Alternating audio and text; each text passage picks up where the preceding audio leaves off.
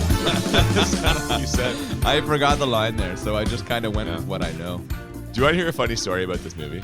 Yes. They actually, when they released this in the States, they changed the name because they were worried people were going to think it was a blaxploitation movie. And didn't they change it to Silent Night, Deadly Night? No, it's Silent Night, Evil Night. Ah, okay, but very reminiscent to the other Christmas movies you've watched. I was going to say, how appropriate a connection to our previous Christmas episodes. Welcome to Bad Movies and Beer. I'm Cooper. And I'm Nolan. And today, for our third Christmas episode, we are taking a break from the Silent Night, Deadly Night film franchise, and instead, a Canadian classic, which has become retroactively recognized as a classic full stop of the horror genre. We're watching Black Christmas, the original, not those shitty remakes. They've made remakes of this movie? Shitty ones, yeah. Oh, I didn't know that. Yeah, a very, very jolly and festive Christmas tale. It's basically Christmas with the Cranks, only set in Canada. Yeah, same thing, right? I was expecting Tim Allen to show up at some point here. I thought that was going to be appropriate in this film. Maybe we'd get a little bit of Elf. Elf? Elf. I was loving that cat. Yeah, we didn't see a lot of cat eating. Guy talked about it though for a minute or two. Yeah, I agree. The guy in the phone. Holy. He mentioned some. He wanted to do a little cat eating himself. So, if you can't tell, we've already had a few drinks today because, in keeping with our new holiday tradition, we did our 12 beer Christmas draft. We actually put that as a separate bonus episode because last year trying to fit it in with the main episode was too challenging. We're enjoying, or have been enjoying, and are continuing to enjoy 12 beers from the Whiprsnapr Brewery in Ottawa, Ontario, Canada. We always try and pair a beer with the movie. They're Christmas beers.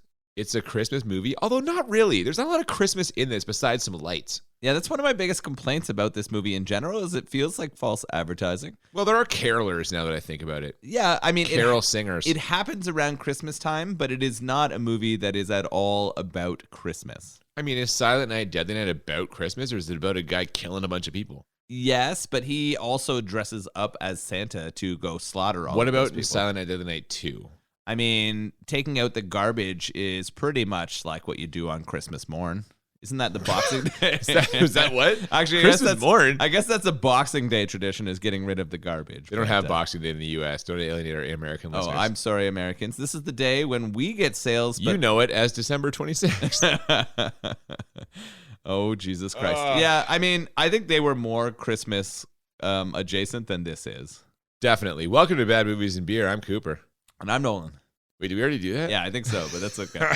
Jesus Christ. We've had a lot to drink We're tonight. rolling. We knew this was going to be perhaps the drunkest episode of the year, and we are right on pace for that. So, as we already mentioned, we've already watched, we're discussing Black Christmas, the now legendary horror movie. Not so much when it came out, middling reviews. Retroactively, it's had a kind of critical renaissance. My understanding is that this was a Canadian release first. Yes. And that it was received okay in Canada, but they tried to take it to the US and not a lot of sort of studios wanted to take it on or bring it forward. So interestingly enough, this is kind of one of the earliest movies where there was a sort of more gratuitous violence, shocking almost for the time, than what had been kind of the norm. Fairly tame by today's standards. But I think it's important that we keep that historical context in mind as we go through this today.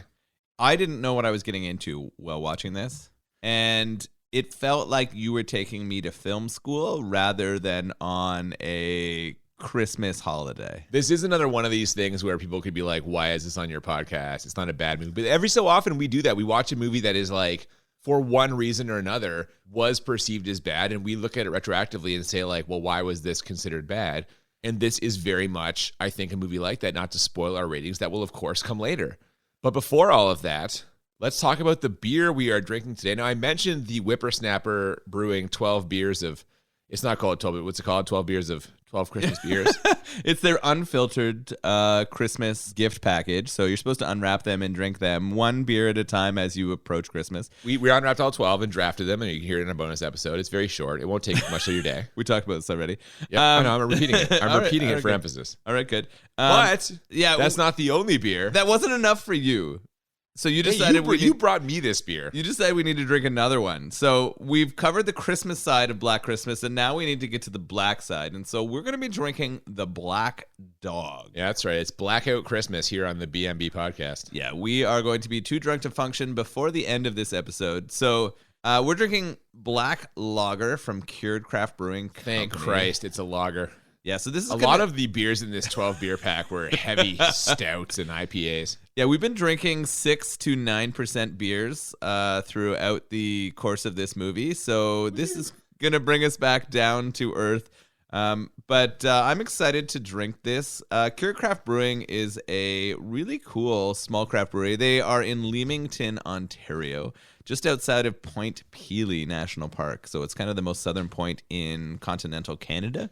So it's a really cool brewery in a very cool town. So if you ever get a chance to go visit Cured, I definitely recommend it. They have a lot of different beers on tap and also a bunch you can take away in cans. And we brought this one, the Black Dog, back. So I'm looking forward to trying it. I actually didn't get a chance to drink it while I was there. So this would be my first time with the Black Lager. The Black Dogger. Me too. No, I'm excited for this one, especially because, as I mentioned, the other beers in this Whiprsnapr unfiltered pack, it's been pretty heavy on the ABV, so a nice, hopefully crisp, hopefully clean, 5% black lager. I'm on board with it. What do you say we crack this open and get started? Oh, I'm ready for it. I just fucking chugged that other Christmas beer so I can get into it. Let's do it. Oh, that was a mistake. Oh, but it was delicious. We open on a shot of a house that's been thoroughly decorated for the holidays. It's like our only Christmas connection in this whole movie. And the sound of a choir singing Silent Night. But I bet it won't be. I mean, it's going to get quiet for the people who get fucking murdered. Well, that's true. It's going to get real quiet. Yeah, silent for them. This is a big house. It's kind of like mansion-like. I'm interested to see where it is. And they pan in and we quickly see some Greek letters. Well, yeah, we learned that this house is the home to the Pi Kappa Sigma sorority. And shortly after one of the girls enters, we get a now cliched point of view shot of someone approaching the house, complete with the obligatory heavy breathing. Inside the house, the girls are having a party. It seems like a pretty low-key affair. Maybe they're just wrapping up. And as the mysterious heavy breather moves around the property, we see that he can very easily enter the house. There's like an attic door or skylight or something that they definitely aren't locking. So way to make this hard for him, ladies. Yeah. The very first time we get the POV shot of what I can only assume is our villain of the movie, it happens really early. I think the breathing is a little bit overdone, but I like the shot. And then that's putting it mildly. Oh. This guy sounds like he just ran a marathon or that he is actively one out as he walks around this house. Like literally. Yeah, he wanders up. He kind of looks in the window and sees that they're there and then quickly finds a lattice that he can climb all the way up into the attic of the house, right? And who locks their attic, right? Who lets that there? I do after watching this shit. Yeah, oh my God. I actually struggled to go to bed after watching this, by the way. Did you really? Yeah, oh yeah. It took me a while to fall asleep after watching this. It is effectively creepy. I agree. Now, we learned a couple of other things in this opening scene. First, that Barb, who seems like kind of the queen bee of the sorority, has a real bee for a mom. She basically calls Barb up just to shit on her. And second, that one of the sorority girls is being played by Canadian comedy legend Andrea Martin, one of the stars of SCTV, who, and I know we say this every time, looks way older than the early 20-something character she's supposed to be playing. That's fair. She is playing Phyllis, I think. Which, again, like, talk about an early 20-something common name. Yeah, you're giving her the oldest lady name you can. Yeah, Barb clearly was expecting her mother to be there for her for the holidays, and she fails her. She calls her a gold-plated whore, which I thought was hilarious. I thought that was an interesting way to talk to your mother. But I guess if your mother is too busy f***ing men to see you over the holidays, you would feel upset too. Barb's going to go skiing, though. It'll ease her mind. Well, Cheer I her mean, up a little bit. She plans to go, and she kind of pressures Phyllis and one other girl to go with her. Phyllis, who, again, and I cannot overstate this, looks way older than the rest of the sorority girls. I mean, you're right. If their house mother wasn't so, like, old and decrepit looking, she would have looked like she was the house I thought mother. she was when I first saw her. Now, there's a key difference here that we should mention, because normally we complain about this. Actors playing teenagers look way older than actors. The difference here is she doesn't just look older than the character's age. She looks noticeably older than every other character. Like, when I first saw her, I was like, is she an RA or something? A marm? Does sorority have a marm? And they do, but it's actually not her. It's really funny that you pointed this out so much because I didn't notice. Are you shitting me? No. You didn't think she's out of place in this? No, I didn't feel like she was out of place for her Wow. age. I thought she was just the Jewish one. That's where I went. I was like, we'll just put in the token Jew. But she doesn't look. No, hang on a second. She looks so much older than the rest of them. I didn't get it at all. It wasn't there. It was a conservative look. Oh God, dude, to bleep that? I don't even know. I don't know. I don't know. Merry Christmas, everybody. Well, happy Hanukkah. However you think Andrea Martin does or doesn't look too old. Shortly after Barb wraps things up with her mom, the house gets another phone call, this time from someone they refer to as the Moaner. Clearly, he's called before, and although they don't know much about him, Barb's pretty sure it's just one guy, as evidenced by this exchange. Could that be one person? No, Claire, that's the Mormon Tabernacle Choir doing their annual obscene phone call. Barb just shitting on Claire. I mean, Barb shits on Claire. Claire is the house square, right? She's kind of like the more conservative of them. I guess. Barb is just dumping on her, though.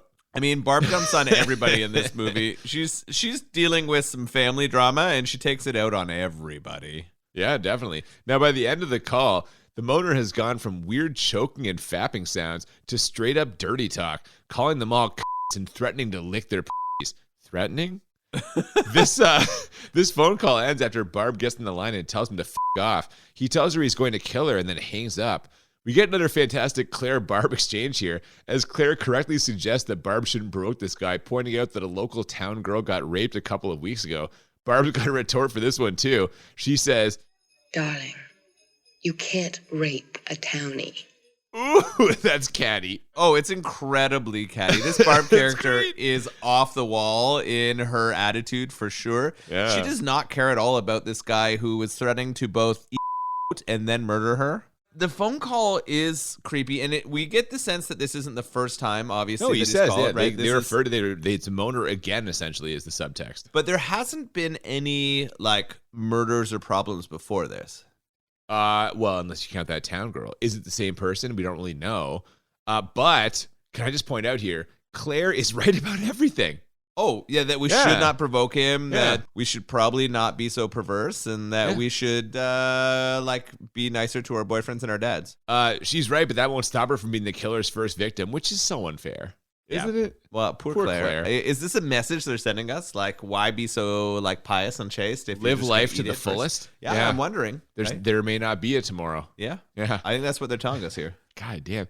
Deep subtext to this. Oh, my God, yes. Well, Claire heads upstairs to put some lotion on those burns that Barb gave her, and it turns out the killer is hiding in her closet behind some dry cleaning bags. We get another point of view shot through the clear plastic, which is actually pretty cool, and he quickly suffocates her after she gets as close as possible to find out who's there. Why would you get that close if you think someone's there? I know, it is pretty creepy. She thinks the cat's there. She hears the cat, and she goes to look for the cat. Claude is his name. That's right, which Yeah. is kind of clever. I like that cat name. French-Canadian? Yeah, well, and he's got claws. So You just blew my mind.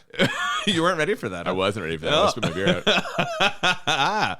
So she goes to check for this cat, and she also wonders whether there's something else behind there. And the smothering effect is actually quite effective. I thought for the time that it was a pretty good murder. He wraps the bag around her head and just lets her suffocate. Just smothers her, which is interesting. It also gets me thinking about this creepy phone stuff and how, like, ineffective it would be today. We talk about this sometimes. I think it would work better today because you can be anywhere with a cell phone. So you think it's coming from inside the house works better It'd today? be easier to be calling someone from inside the house because you would just have your cell phone inside the house. You know what I mean? But you just, like, if you would either get your color display, it would tell you who it is, You can or block you wouldn't, that. or you wouldn't answer it. That's the problem with it. You'd be getting a voicemail Nobody from someone. answers it. Yeah, It'd be like, a nobody voicemail answers from any of someone that shit. breathing Yeah. and being, that's a good point. Nobody answers it if you don't see who it is, right? That's true. Like, it's not in the same way that it used to be. So we shouldn't focus on that too much because I think this movie is interesting in that. No, this is the point that technology has done a good thing by eliminating the ability for serial killers to call from inside and harass, the house and from hide- anywhere and harass well, their that's true. victims. Yeah. Exactly. So we're good there. So Claire eats it. What I found was strange is, so she's gone, and we're going to move on to the sort of like continuation of the movie, but nobody finds her.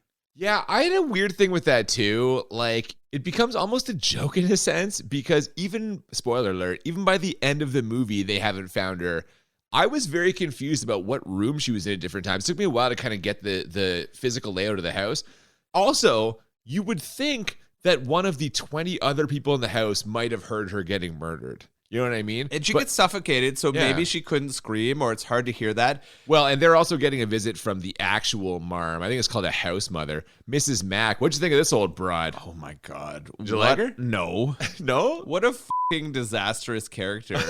She's got brandy hidden all over the goddamn my God, house. everywhere, yeah. Everywhere. She's even cut like a brandy bottle into a large book so that she can fucking hide brandy. That's a classic, though. Isn't that how Prohibition era people used to smuggle booze and stuff? Well, they do it in all the classic places. It's in the toilet tank. She also has it in her luggage in the closet. Like, she's got brandy hidden everywhere.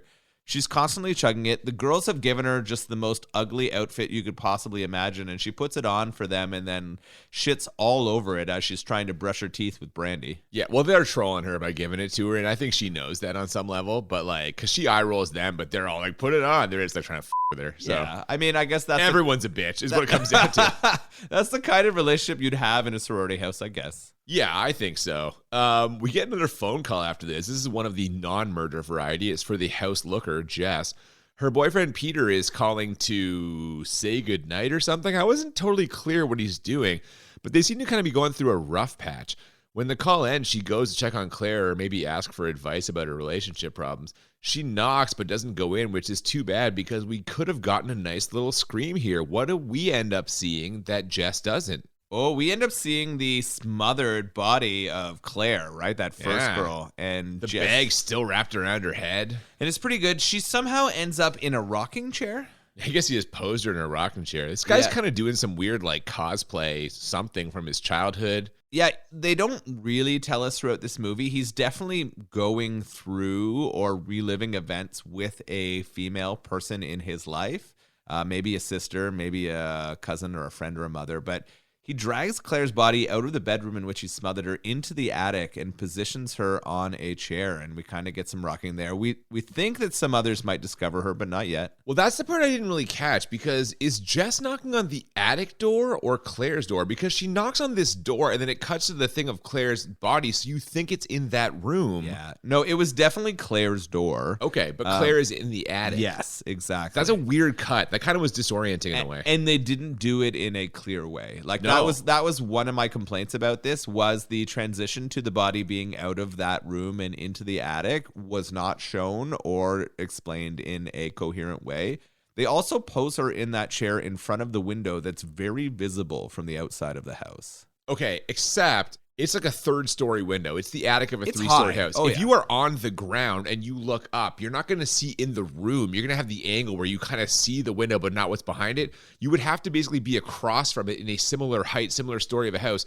But the way the layout of the street appears to be, there is no house directly across the way. That, at least to me, makes a little bit more sense. I feel like, and based on some of the shots they show of the window from the exterior of the house, you could see her in the window from the street. Well, you might see that somebody was there. Yes. And I guess if Claire's missing, you might be like, hey, I saw someone in the window. You might go check the attic. Yeah, you might fair. go look up there. Well, from there we dissolve to an exterior shot of a church, and the camera tilts down to reveal an old man pacing back and forth with a concerned look on his face. Or at least there was a concerned look on his face before it gets wiped off by a snowball. Turns out that the old man is Claire's father. He's there to bring her home for the holidays, and this is about to get awkward. Yeah, he's supposed to pick his daughter up, but she does not show up on time, and he's clearly worried. This snowball that kind of knocks off his glasses and wakes him up is from a kid on a field trip. Yeah, they've brought some kids for some kind of like fundraiser or like Santa Claus visit. One of the guys at the college is dressed up like Santa Claus. Yeah, it's kind of weird.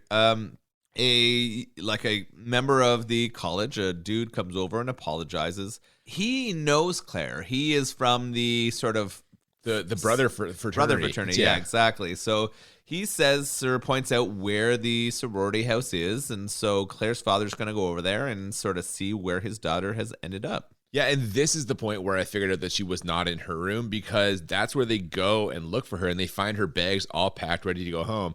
The dad also discovers some pictures and posters that he's none too happy about. I didn't send my daughter here to be drinking and picking up boys. Which is hilariously naive and indicative of the time this movie was made. Like, what person sending their daughter to college does not realize she's going to get plowed by a bunch of dudes? You've got a daughter, you know this.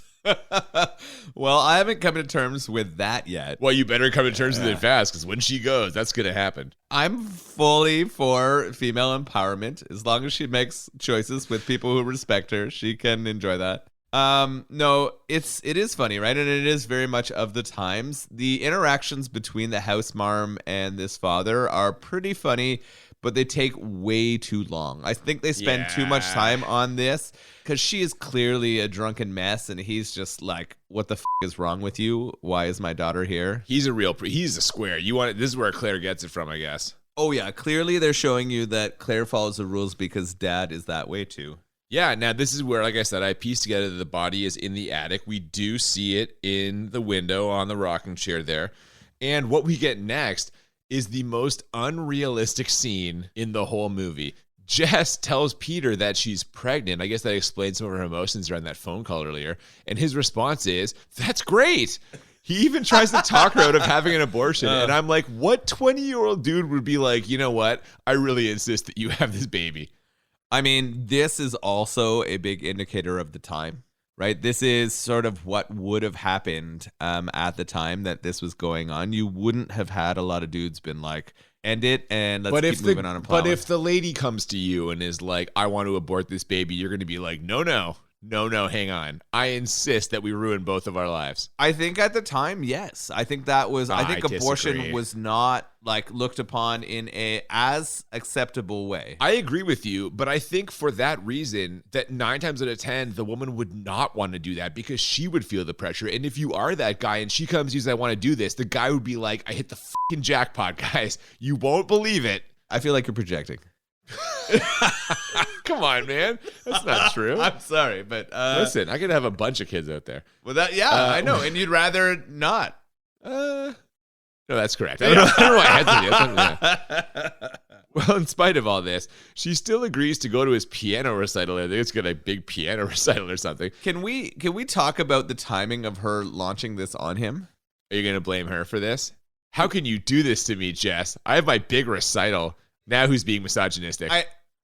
Would you drop the news that you're pregnant and going to abort the child the day before your partner? Not hours before. Hours before your partner is about to do their recital that gets them into the spot they want at the conservatory. It seems like strange timing. It's kind of dick timing. There's no way that would have happened. So we know after hearing about this, it's going to go horrible. But we head back to Jess, and she gets another creepy phone call. Meanwhile, Claire's dad has gone to the police along with Barb and Andrea Martin for some reason, and Barb is being her usual confrontational self. Is this supposed to be comedy? Like her f***ing with the police? I don't really get Barb's character. They are throwing her out there in a lot of different ways, right? She's kind of pushing plot. She's also kind of the comedy. I'm finding that at this point, the build is a tiny bit slow. I'm thinking that it's kind of for the time. Barb convinces a police officer at the station to write down that the new area code is fellatio. It's the exchange. It's the first two things you dial on the rotary phone. Like in The Simpsons, it's always Klondike 5, whatever. But hers is FE for fellatio. And so the guy, the stupid cop at the front, writes down fellatio in. That pays off later too. We know this is going to be funny, right? He is very much a dimwit. They establish that early and often. No one can find Claire. So Jess goes to ask Claire's boyfriend, Chris, if he's seen her. Now, he's in the middle of hockey practice, which is a clear sign that this is a Canadian production. And after a quick cut to Peter completely bombing his piano performance, Chris storms into the police station with Jess in tow to find out why the hell they aren't doing anything about his missing lady friend. And who takes his complaint at the station? It's horror legend John Saxon, who we recently saw playing another police role in Nightmare Beach. I guess maybe he got transferred to Nightmare Beach after this movie. I was actually really excited to see him here. He's in a lot of horror movies. He is legit. He's like the Tom Atkins of, I guess Tom Atkins is also the Tom Atkins of horror movies. Yeah, Tom Atkins of horror, yeah. But I was excited, to recognize him. That made me excited. I was like, look I'm learning and growing on this journey. We're under here. Yeah. So I was excited about that. I was glad to see him. I'm at this point in the movie wondering if they're trying to set up that the killer is someone we've seen. I mean, God, they lay that on later. Thick. We're getting a lot of different people who are going through shit who could be the killer, and I'm wondering where it is. And I think that that's a good sign, right? They're keeping me kind of guessing and thinking about it. I'm trying to figure out what are red herrings, what might be real. The police detective, Saxon, right? He knows Chris. He knows the boyfriend of our missing girl. And this sort of gets him moving on the case. Definitely. Now, after this, we get a patting scene.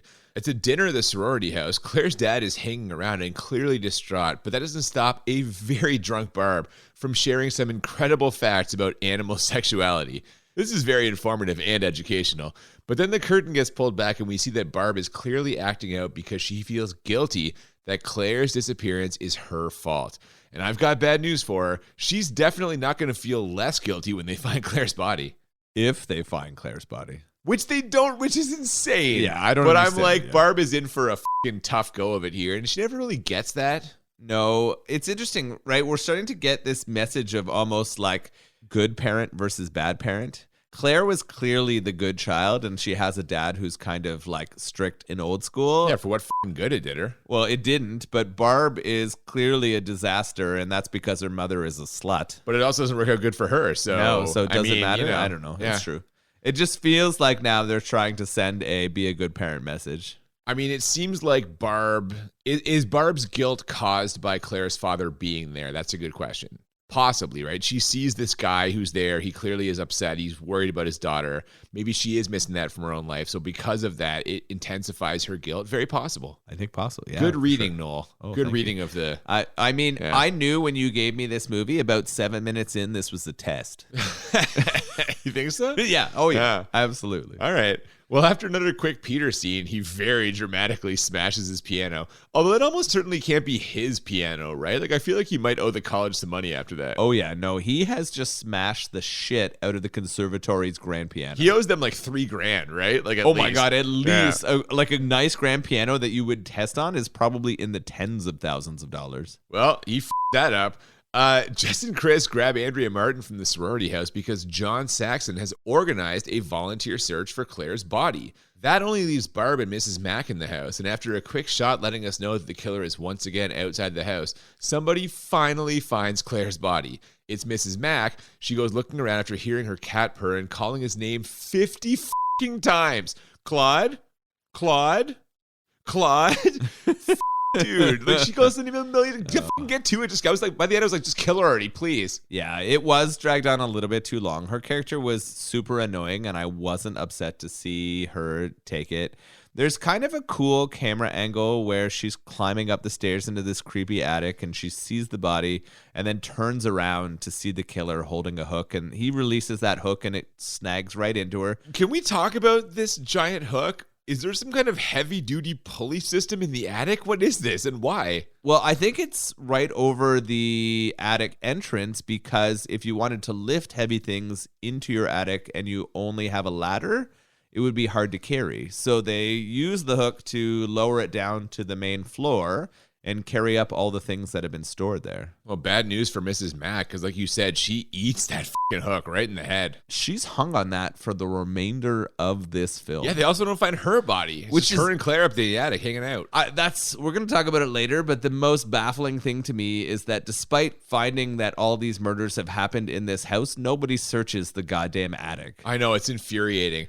This was weird, this whole sequence with her, but even weirder is what happens after. We get another point of view shot from the killer, and he starts freaking out, screaming and moaning and running all over the attic. He starts rocking the chair that Claire's corpse is sitting on. What the hell is this guy doing? It's really creepy, though. Like the fact that Yeah. it's so like undefined, like it's so psychotic and it's so broken that it's really kind of interesting.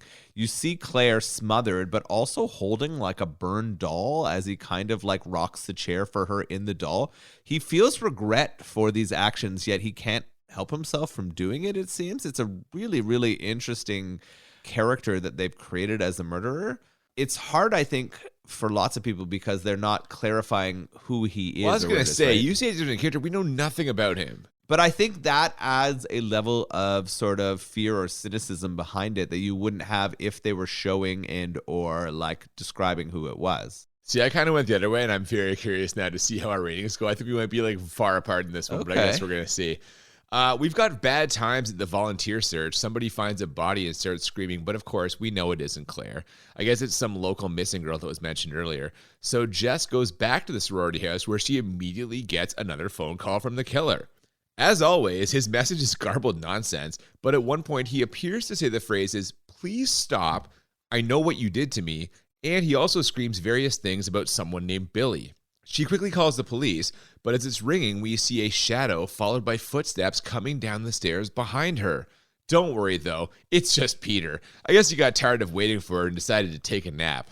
Yeah, this is interesting. Peter showing up and being there after the killer is clearly suspicious, and it's also one of those red herring moments, right? Oh, it's a big one. They really lay him out to be the killer in this. Yeah, we're getting a lot of that from the Peter character, him smashing the piano, things falling apart, him being there, right, after that kill had happened on the mother. And the phone call. Yeah, so all of that's kind of happening now. The way that he connects with Jess here, though, is not in a, like, menacing way. He tells her he wants to marry her. I disagree with you completely. This is extremely menacing. I guess you're right. He comes down those stairs and he's got everything figured out. He's quitting the conservatory. They're going to get married and she is going to have that baby. Now, unbelievably, Jess isn't exactly on board with this idea. Turns out she's got stuff she'd like to accomplish in her life. And I kind of thought to myself, this is a pretty strong statement for feminism here.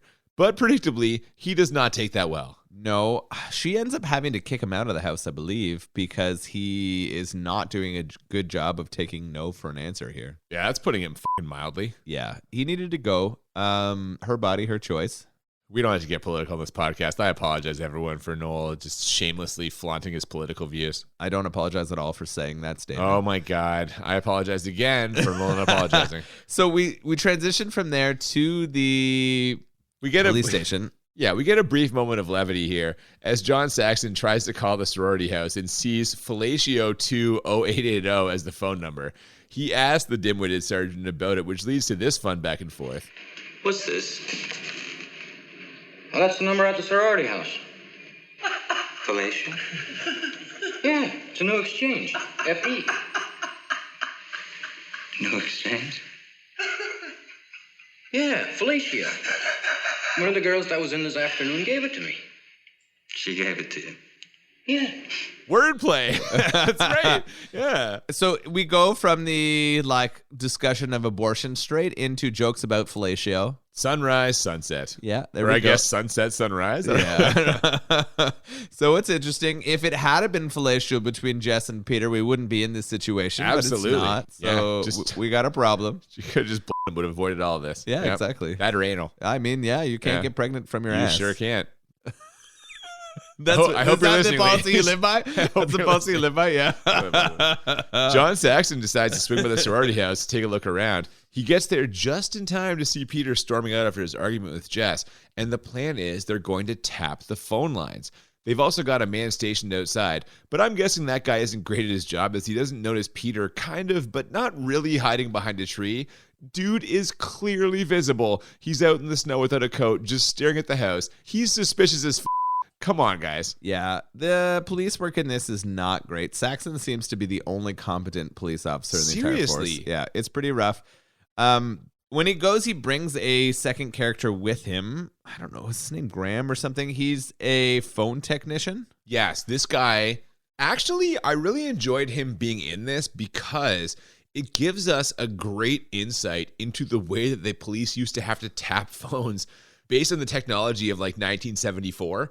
It's crazy that this guy has to run all over the place to fucking find out what line is being dialed. Like, it's insane. I actually found those moments where he was in the like phone reception center running through the hallways of phone lines, figuring out where it was coming from, fairly engaging. So interesting, isn't it? It was actually quite effective. I was like, this is really weird. I did not expect to enjoy seeing a dude run down hallways trying to find the correct line. So I don't know. It was pretty cool. I like the fact that they were tapping the phone and showing us how it goes. we go from this wiretap thing. I'm feeling a little bit like the movie's slow here, but I like the build. I'm connected to the characters, and this killer is sufficiently creepy.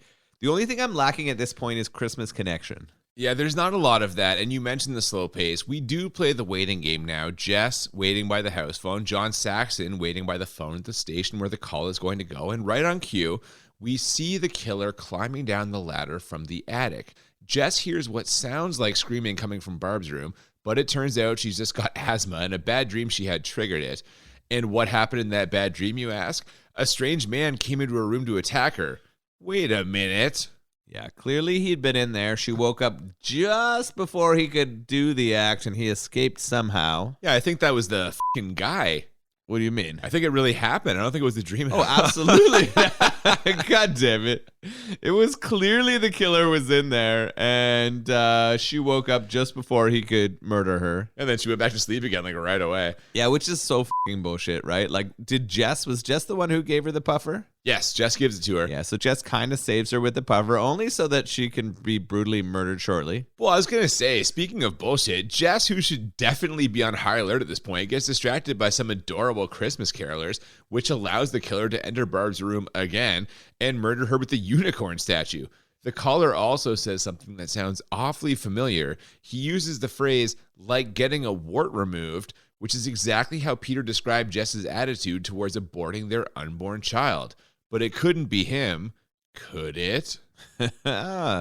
This whole section is interesting, right? Because we get that murder scene. He murders her with a glass unicorn, just stabs her repeatedly in here. And this is actually the first kind of gory kill we get.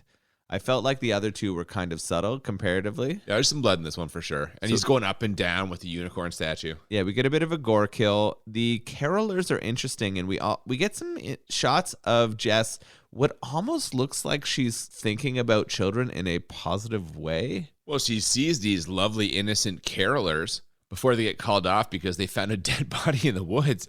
It's going there for a minute, and then it quickly just cancels out. It quickly cancels it, but I do feel like they're trying to tell you that she's wrestling with this decision, right, of whether to have the child or not. Oh, I don't know. I think she's pretty firmly on the side of she's getting rid of it. My body, my choice, as you said earlier when you alienated half our audience.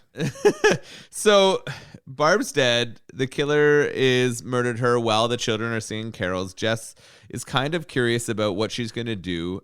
We get the creepy Billy and Agnes kind of conversation going on in the killer's head. And I like this kind of depiction of the killer. It's sort of I don't know if it's multiple identities or if... It seems like it. It seems like it might be, or the killer has had experiences in their childhood where Agnes was the one who... PTSD kind of thing. Yeah, where it kind of seems like. So Barb dies as the choir ends and they head off and we get another phone call. This section feels like padding to me in a weird way because after the killer calls Jess, she doesn't mention the wart thing to the cops, but then Peter calls crying, and after that, she ends up explaining it to the cops anyway.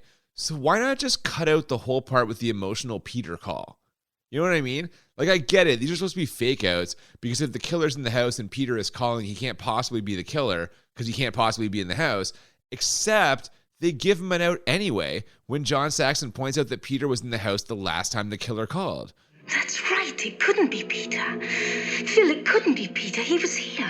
So if you're already doing that, why bother giving him another out? Are they just hoping we'll all forget about the whole house mother has a separate line thing? I see what you're saying. It is strange, right? They do mention that on purpose, that there are two lines in the house.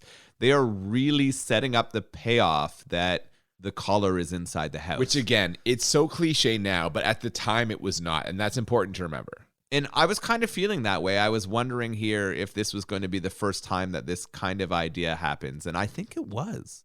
I know what you mean, but in a way, it kind of made it more obvious to me. You know what I mean? It's funny looking back, having the retrospect that is going to be what happens. Like, I knew that that's going to be the result of this movie. And it's in some ways sad that I knew that because of other movies and not this one. Well, yeah, we're viewing this having seen almost 50 years of movies since then, and that definitely affected. As soon as they mentioned the house mother has her own line, I'm like, the call was coming from inside. You know what I mean? I wrote it down too. It was quoted in my notes before it happened. But I think it's really cool that this is sort of a place where it happened first. Definitely. Now, we get an extremely low-grade jump scare after this when a member of the volunteer search party outside the sorority house's window startles Andrea Martin and finally gets them to consider locking their windows and doors. That took a fucking while. They quickly go to do that. Before they get to the attic, Andrea Martin hears Barb's door close. She goes to see if Barb's awake, and we actually get a cool shot from the hallway here where she walks into the room and the door suddenly slams behind her. That's pretty good. Yeah, it was pretty creepy. The scene with the search volunteers, that one seemed unnecessary to me. There's also a comedy scene in here where a cop gets shot in the ass. They're just trying to like stick some comedy in here too, or maybe change the pace so it's not all kind of build and scare. But yeah, we know Phyllis is in a lot of trouble now. Andrea Martin is not going to be lasting much longer here. Oh, she's done. And we are down to our final girl. It's just Jess now. And when she gets yet another call from the killer, the cops are finally able to trace the call. Now, you'll never believe this, Noel, but the call is coming from inside the house. John Saxon, who we should mention is pretty on top of this thing. He asked the dean of admissions for all the information he has on Peter, and he found his smashed piano. He tries to call the officer they've got stationed outside, but that guy's dead. So they call Jess and tell her to get the hell out, which launches her into her Oscar reel. Oh, man, I was really frustrated that she didn't leave. I was so mad. But you're right. She kind of, this is her chance. This is Jess. She's so dramatic in this moment. Oh my God. On. She is definitely the lead of this whole movie, right? 100%. Like she's the one who, she's over the top did with she this get acting. Work after this?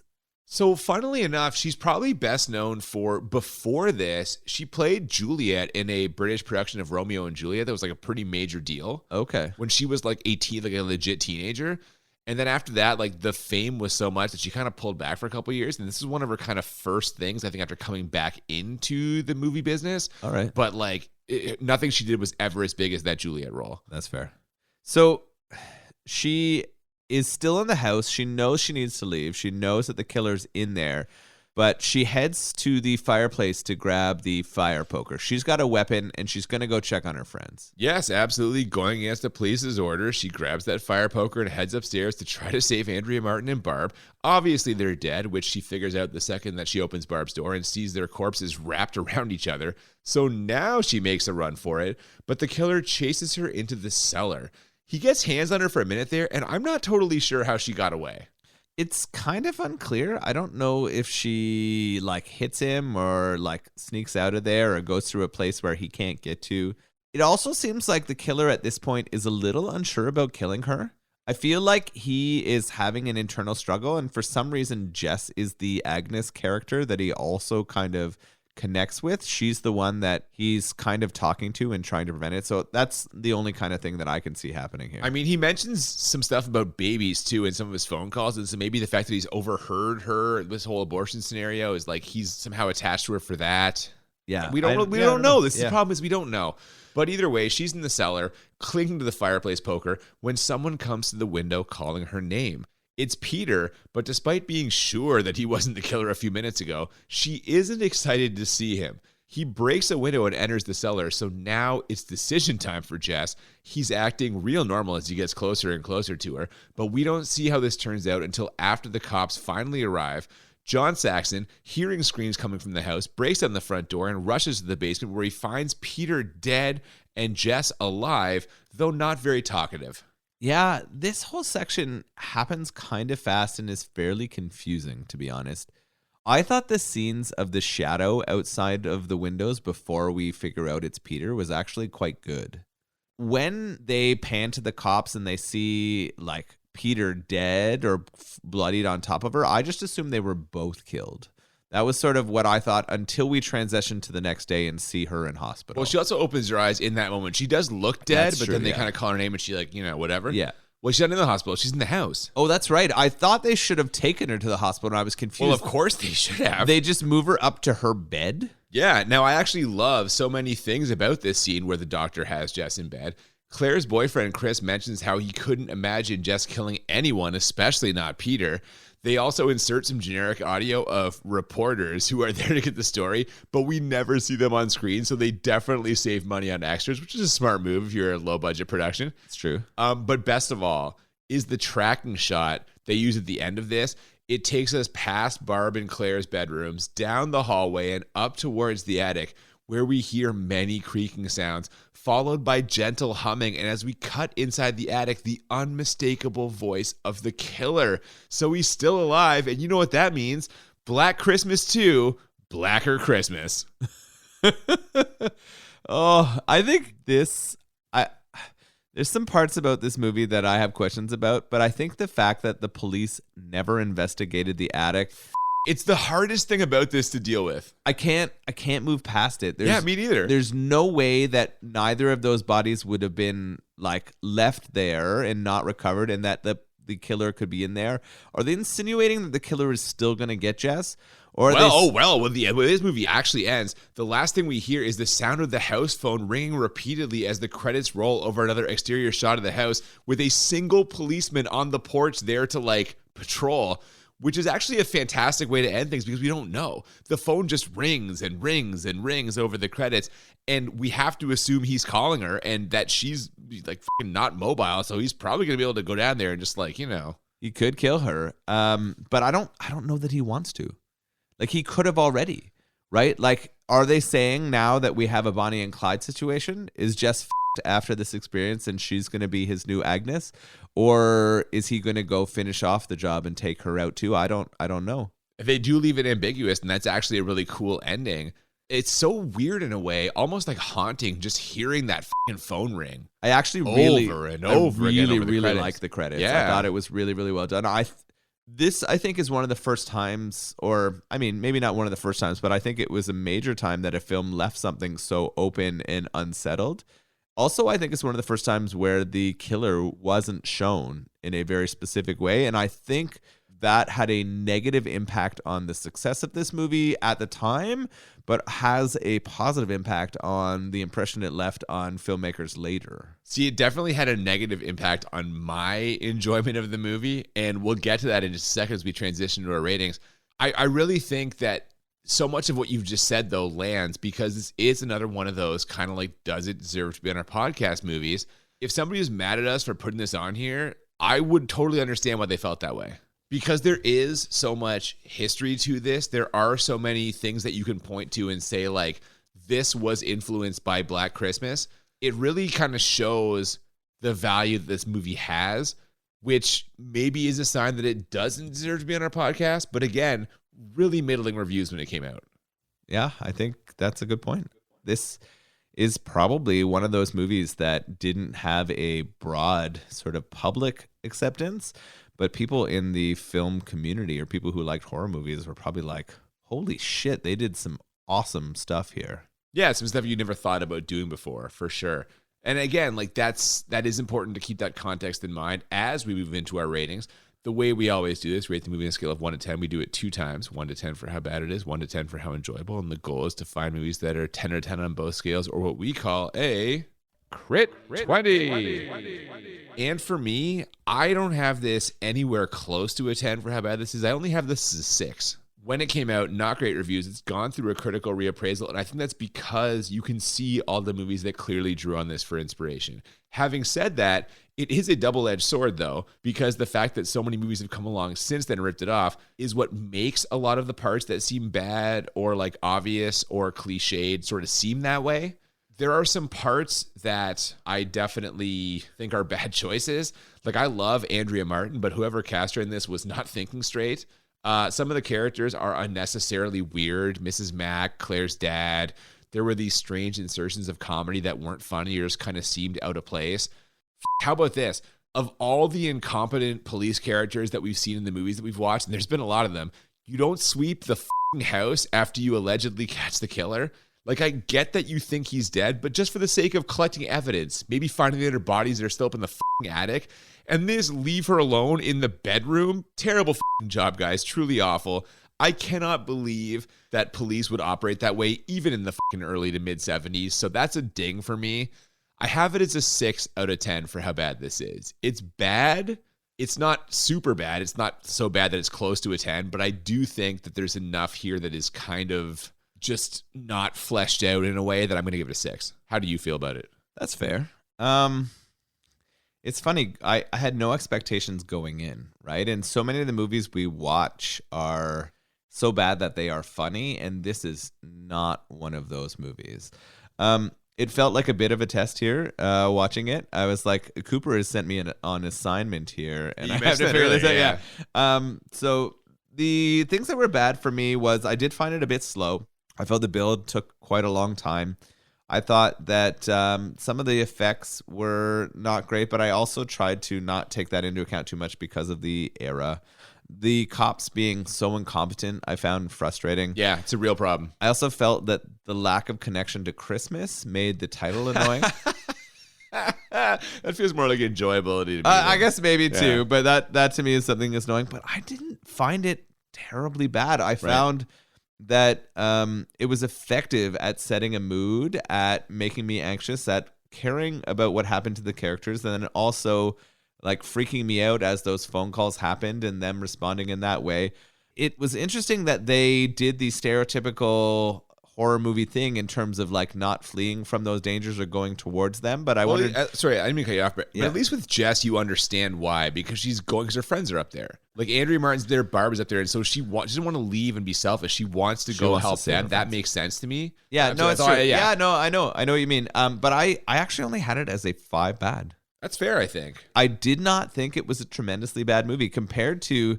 I have been throwing out this season crit 20s like it's candy. You've only done 3 out of a neon backpack, out of like a fanny pack, just a sweet like HBN fanny you've pack. You've only done 3, but you had done like none for the first 2 seasons of our podcast. Yeah, or I guess it's one.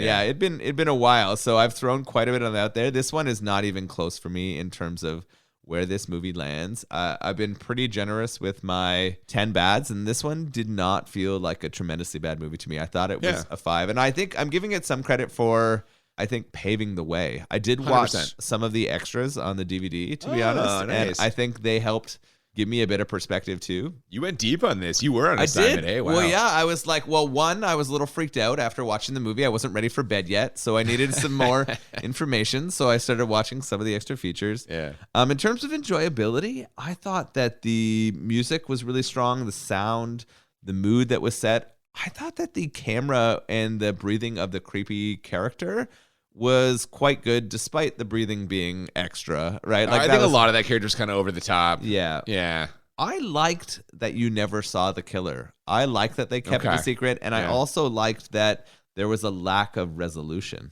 right? I like that they didn't tie it up in a neat way, and that they leave it open for you to interpret whether he's going to go murder her or whether she's going to become a part of it in some way or what it looks like.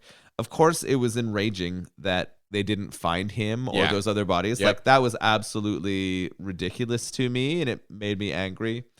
It lacked a bit of levity, the times that they tried to do comedy. Other than fellatio. Well, that was all right. The rhythm of the whole film was pretty good, though. So I actually had it as a 9 enjoyable. Wow, man. That's higher than me for sure. I don't feel the same way as you on a couple of numbers. First of all, I felt like a lot of parts of this felt slow. Which might be the era, but I feel they still could have put the pace up in some places, maybe shortened some scenes. My single biggest problem with this is that we leave the movie knowing absolutely nothing about the killer other than like maybe his name and that he maybe knows someone named Agnes. Like, I think we've talked about the reason behind this. If you leave it to a person's imagination, you assume they will inherently imagine something far more sinister than you can show them. And we see that a lot with like creature effects and stuff. You know what I mean? When you see the full thing, sometimes it's laughable. Sometimes you're like, But with this, it just really did not work for me. I also couldn't handle the Peter character. Like, whatever his character was or was supposed to be, they pretty much sacrificed it for the sake of faking out the audience. Yeah. Like, the way he acted and the decisions he made would change on a whim depending on where they needed him to be or what they needed him to be doing. I just didn't think it made sense. I will say this was cool as a curiosity, like for historical purposes, and there's something to be said for doing it first. But I've just seen a lot of movies that have done this better. I do want to give them credit, though, for the image of Claire in that dry cleaning bag, like mouth open in terror and the bag all like that's a great image in the rocking chair in front of the window. That's great shit. And they go to it a few times and I do like that. But overall, I only had this as a 7 enjoyable. All right. Yeah, that's fair. How about so many of these beers we've consumed tonight? Man. I mean, having tasted them all, what was your favorite of the Whippersnapper pack? There's some tasty ones, but I think the Mai Tai New England IPA was delicious. I think that one was tremendous. It also has Bing on it, who is my favorite of the Christmas singers. So I would say it's either that or the Santa Baby. This fucking candy cane chocolate stout was exceptional too. What would be your favorite of the ones that you got to go down on? So, funnily enough, because I drafted it kind of just to with you and possibly we're going to trade, the salted caramel and coffee English IPA, I really liked that. That was really good. I also really liked my first overall pick, the Mariah Carey All I Want for Christmas Is You Hello Dolly Bar Pastry Stout was solid, but I think my favorite, and we weren't sure about this ingredient, the Silver Bells Berliner Weiss with Woodruff. This just tasted like iced tea to me. I'm and jealous I love of that iced tea. It was just a very much like alcoholic iced tea. I traded you for this fucking mint and juniper. How is that? It's my least favorite of the ones that I've drank. That's too bad. Yeah, so this is 2 years in a row I've traded you for something. How is the one I traded you for that? You know what? It's kind of not great either. It's okay. Like I'm not enjoying it, and the 5% ABV coming off some of these 8s and 9s is it's good. It feels light. So we kind of passed around the other one. How about this Black Dog lager? We had to kind of top all this off to pull it all together here. Really enjoyed it. It was exactly what I was looking for. Coming off of 6 or 5.5 or however much we drank of these tall. I can't even talk. However much we drank of these other tall cans. It's exactly the kind of like clean, light tasting beer that I needed. Ironic as it is a black lager, but no, it was right up my alley. Like it's, I'm a lager guy. I like my beer to taste like beer. This is dark, but it doesn't taste dark. So I really enjoyed the Black Dog. What about you? Yeah, easy to drink compared to some of the stuff we've had through this Christmas pack. Not that they weren't delicious, they were just a lot more alcoholic. This thing was something that we could definitely crush. So I want to shout out both Curse Brewery and Whiprsnapr for these incredible beers. They have put us well beyond what normally makes us coherent. So I hope that this somehow gets stitched together in a coherent way and that you enjoyed this episode. Yeah, I totally agree 100%. Good stuff from both these breweries. Really glad to try the Whiprsnapr Unfiltered 12-pack. And after trying this Black Dog, I'm very curious to try some more of the Cured Craft Brewing Company beers. So good stuff by both of them. Really appreciate it. Speaking of good stuff, we're going to end off calendar year 2022 and head into our mid-season break with a Sylvester Stallone 80s action classic. We're going to be watching a little film called Cobra. Ooh, this instantly makes me think of some martial arts, but I don't think that's where we're going. Oh no, this is the one-man war on crime. Picture Stallone in leather jacket, aviator sunglasses, big gun, just blowing away bad guys. Are you talking about his arms or his fucking pistol here? Oh no, both. He's nice. Jacked to the gills and he's got a fucking big pistol. He's gonna shoot at bad guys. There's going to be car chases, action, romance. Oh my gosh. I'm excited for this. I have never seen this, of course, as most movies we watch on this podcast. It's Stallone in his element. I think he might have even written the screenplay, but I can't swear to that. Well, I don't know if I'm excited anymore. Oh no. You better get excited. All right, I will. Because we're going to experience that. It's a Canon Pictures release. Okay, all right. I'll get up for it then. I can do it. They're always good. The Canon Group, Dino De Laurentiis. Ooh, I love Dino. Anything put on Blu-ray by Vinegar Syndrome. Those are our three. That's our holy trinity right there, pretty much, I think. So that. We'll go to the Canon Group next week for some Stallone Cobra. Before then, if you have not already, please follow us on social media, Twitter and Instagram at the BMB Podcast. Feel free to email us, thebmbpodcast@gmail.com. Absolutely. As we head into our winter break, we're going to want some requests, ideas for the second half of our third season here. Things you'd like to hear us cover or talk about or watch or drink, put into our bodies, whatever.